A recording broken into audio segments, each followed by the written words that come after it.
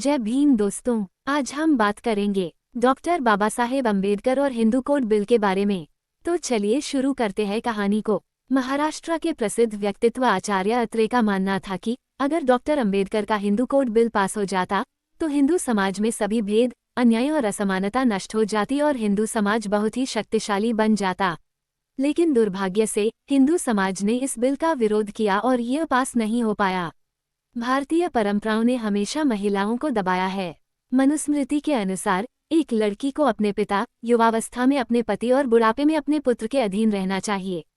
Doctor Ambedkar ने Hindu code bill के बारे में कहा था कि समाज में वर्ग और लिंग के आधार पर असमानता को समाप्त किए बिना केवल आर्थिक समस्याओं से संबंधित कानून पारित करना हमारे संविधान का मजाक बनाना है। डॉक्टर बाबा साहेब अम्बेडकर भारत के पहले कानून मंत्री थे। उन्होंने 1947 से लगातार 4 साल, 1 महीने और 26 दिनों तक हिंदू कोड बिल पर काम किया। उन्होंने हिंदू महिलाओं को कानूनी अधिकार, दर्जा और प्रतिष्ठा दिलाने का सपना देखा। डॉक्टर अम्बेडकर ने हिंदू कोड बिल में 7 अलग अलग घटकों को शामिल किया।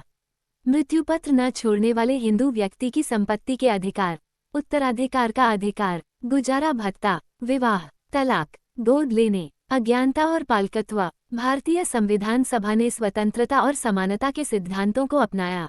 इस संदर्भ में हिंदू महिलाओं को उनके न्यायसंगत अधिकार देने का विरोध करना बहुत दुर्भाग्यपूर्ण था। हिंदू कोड बिल के तलाक और बहुविवाह के प्रावधानों का सनातनी मानसिकता वाले विरोधियों ने कड़ा विरोध किया।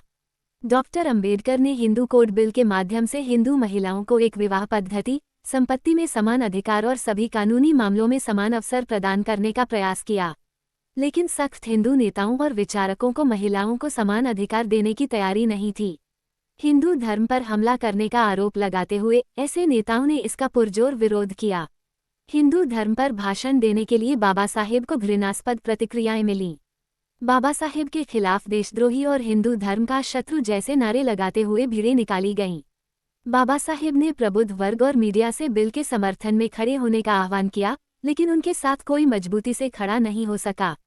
समाज में समानता के सकारात्मक बदलाव लाने की बाबा साहेब की इच्छा ध्वस्त हो गई।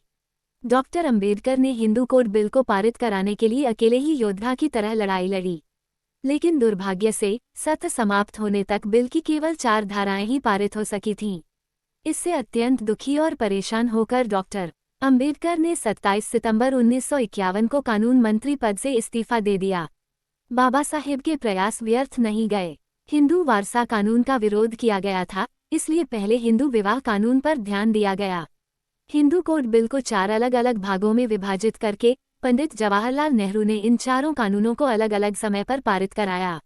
1955-56 में पारित किए गए 4 हिंदू कानून थे: हिंदू विवाह कानून, हिंदू उत्तराधिकार कानून, हिंदू अज्ञानता और पालकत्व कानून, हिंदू दत्तक और गुजारा भत्ता कानून।